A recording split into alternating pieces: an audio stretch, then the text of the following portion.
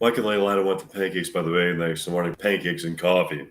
They got their usual table by the window. What do you think about what we saw yesterday?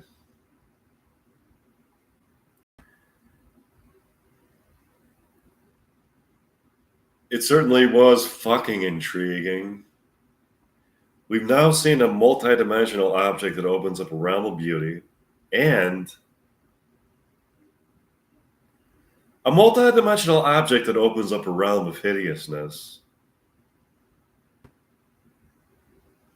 Yeah, they seem to be trying to fucking conceal both the multidimensional object that opens up a realm of hideousness and the multidimensional object that opens up a realm of beauty.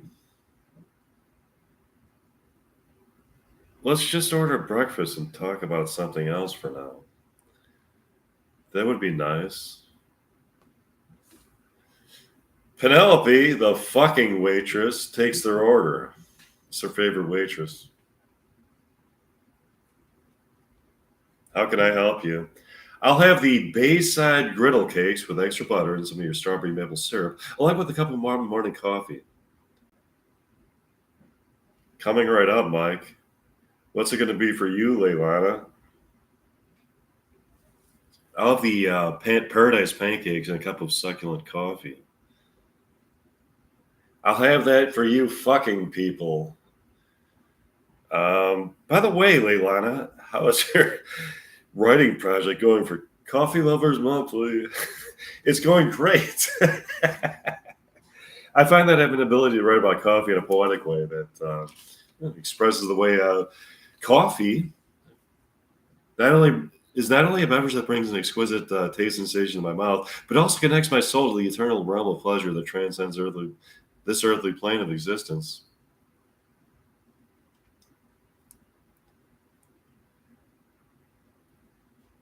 That was beautifully fucking stated. All of a sudden, they look out of the window and see the woman pull up in the fucking Corvette. Pull up again. She gets out of the fucking car. She seems to be holding a new fucking package. This fucking package is also intriguing.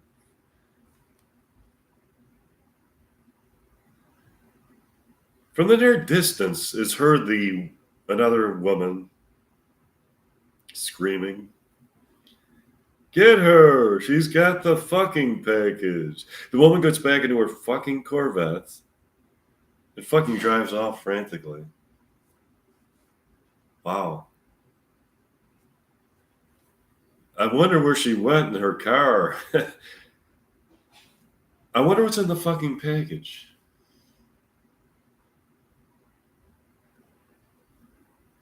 Maybe it's top secret fucking plans drawn up by aliens who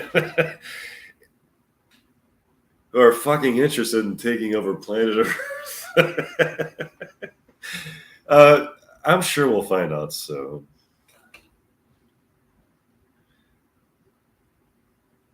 Would you like to go back to my fucking condominium to practice some more William Shakespeare dialogue? Sure. Mike and Leilana went back to Mike's condominium to practice more William Shakespeare dialogue. Here's an exit from it. Now I gotta get my William Shakespeare dialogue.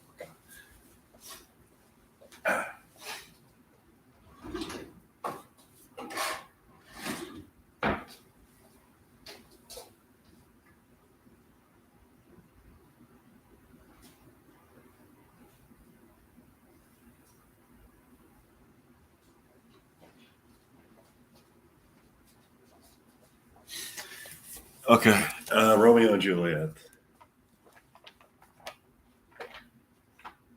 Okay. Scene 2, Capulet's Orchard. Enter Romeo.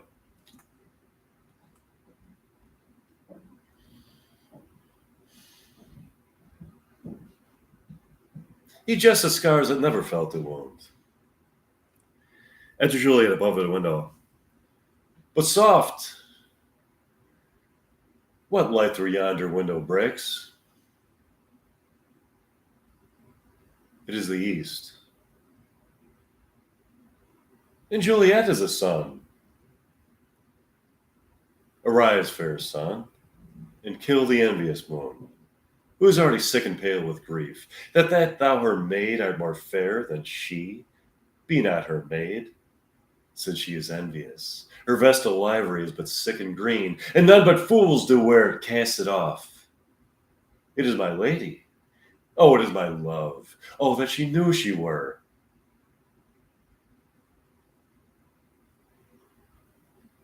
She speaks, and she says nothing. What of that? Her eye discourses. I will answer it.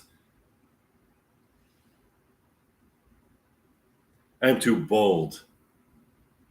'Tis not to me she speaks. To the fair stars in all the heaven, having some business to entreat her eyes till they twinkle in their spheres.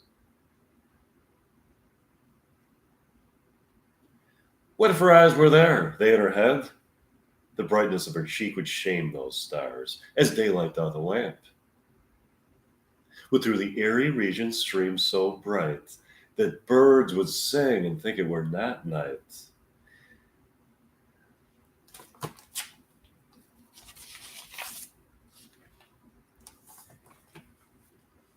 See how she leans her cheek upon her hand? Oh, that it were a glove upon that hand, that it might touch that cheek.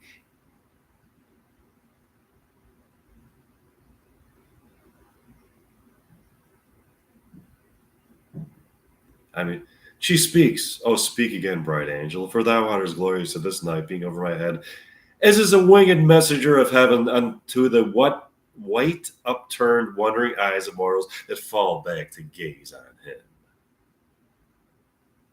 When he bestrides the lazy pacing clouds and sails upon the bosom of the air.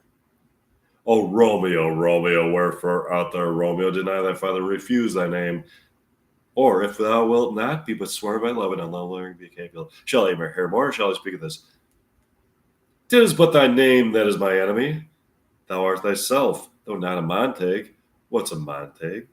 It is nor hand, nor foot, nor arm, nor face, nor any other part belonging to man. Oh, be some other name. What's in a name? That which you call a rose by another name would smell as sweet. So Romeo would, were he not Romeo called, retain that dear perfection which he owes without the title. Romeo, doff thy name for thy name, which is no part of thee, take all. I take thee at thy word. Call me but love, and I'll be new baptized. Henceforth I never will be Romeo. What man art thou? Thus be screened in night, so stumblest on my counsel? By name I know not how to tell thee who I am. My name, dear sight, is hateful to myself, because it is an enemy to thee. Had I it written, I would tear the word. My ears have not yet drunk 100 words of thy tongue's uttering, and yet I know the sound. Art thou not Romeo and a Montag? Neither, fair maid, if either is like. How canst thou hither, tell me, and wherefore? The ocean walls are high and hard to climb, and the place death, considering who thou art, if any of my kinsmen find thee here. With love's light wings did I have approached these walls.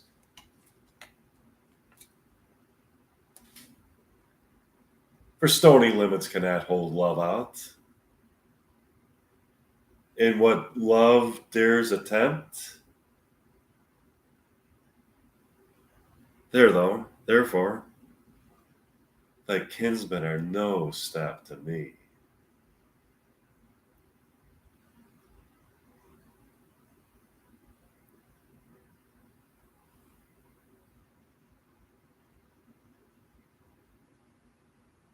If they do see thee, they'll murder thee.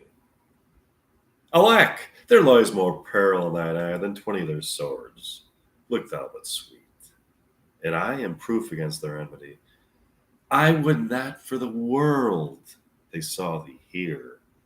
I have night's cloak to hide me from their eyes. And thou but love me, let them find me here. My life were better ended by their hate than death prorogued, wanting of thy love.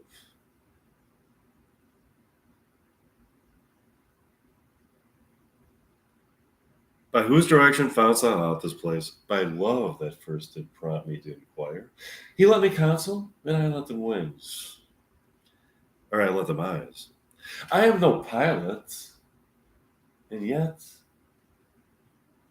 wert thou as far as that vast shore washed with the farthest sea, I should adventure for such merchandise.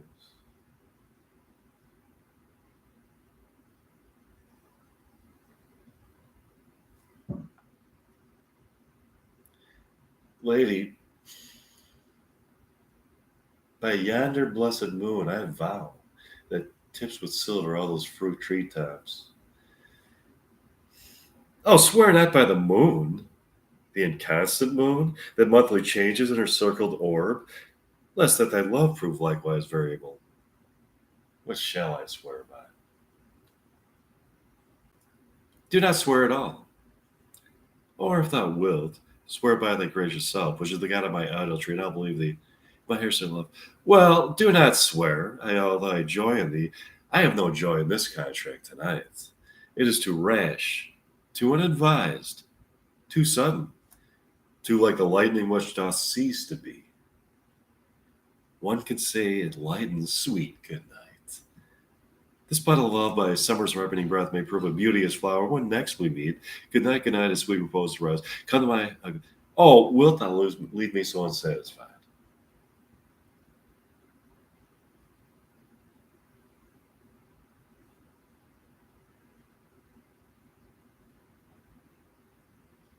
What satisfaction canst thou have tonight? The exchange of thy love's faithful vow for mine. I gave thee mine before thou didst request it, yet I would have withered to give again. Wouldst thou withdraw it? For what purpose, love? But to be frank and give it thee again. And yet I wish for the thing I have. My bounty is as boundless as the sea. My love is deep. The more I give to thee, the more I have, for both are infinite. I hear some noise within. Dear love, what could you do? Anon, good nurse, sweet Montague, be true. Say what a love again. Oh, blessed, blessed night. I'm afraid being a knight, all this is but of a dream. Too flattering sweet to be substantial.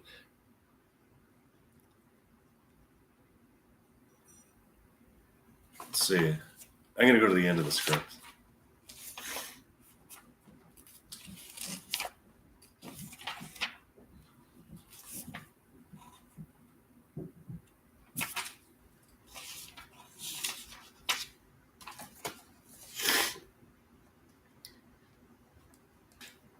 Give me the mattock and the wrenching iron. Oh, take this letter early in the morning. See thou deliver it to my father. Give me the light upon the life I charge thee. Whatever thou hearest or seest, stand all aloof, and do not interrupt me in my course. Why I descend into this bed of death is partly to behold my lady's face, but chiefly to take thence from her dead finger a precious ring, a ring that I must use in dear employment. Therefore hence be gone. But if thou jealous dost return to pry in what I farther shall intend to do, by heaven, I will tear thee joint by joint, and strew this hungry churchyard with thy limbs. The time and my intents are savage wild, more fierce and more inexorable far than empty tigers or the roaring sea.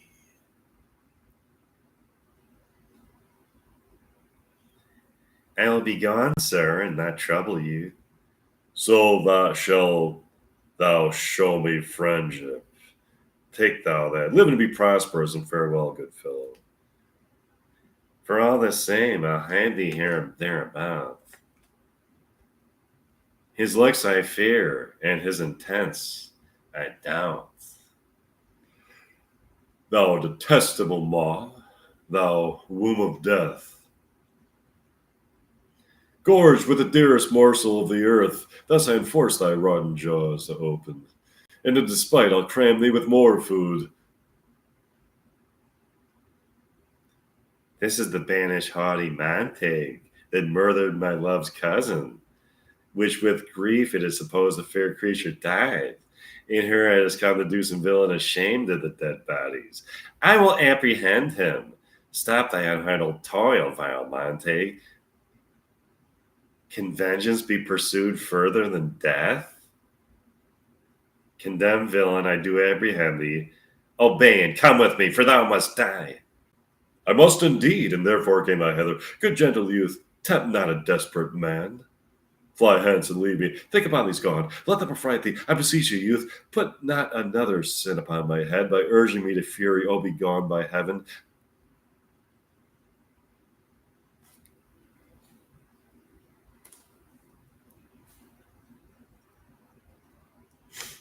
I hear some noise. Lady, come from that nest of death, contagion, and unnatural sleep.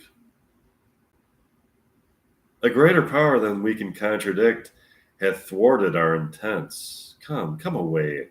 Thy husband in thy bosom there lies dead, and Paris too.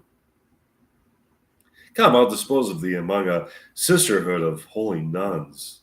Stay not the question, for the watch is coming. Come, go, good Juliet. I dare no longer stay. Go thee hence, for I will not away. What's here? A cup? Closed in my true love's hand? Poison! I see hath been his timeless end. Oh, churl, drunk all, and left no friendly drop to help me after. Haply some poison, yet doth hang on them to make me die with a restorative. Thy lips are warm.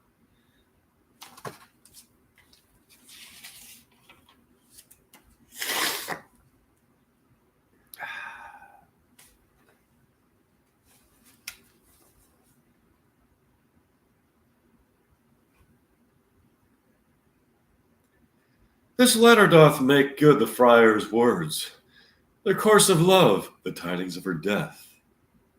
And here he writes that he did buy a poison of a poor apothecary, and therewithal came to this vault to die, and lie with Juliet. Where be these enemies, Capulet Montague?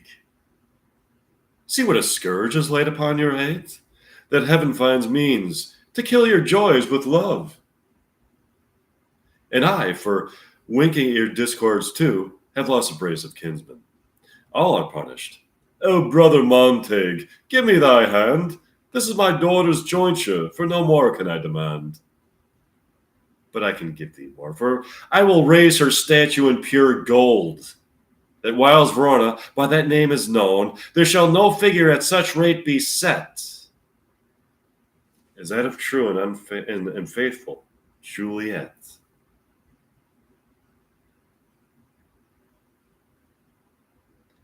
As rich shall Romeo by his ladies lie, poor sacrifices of our enmity.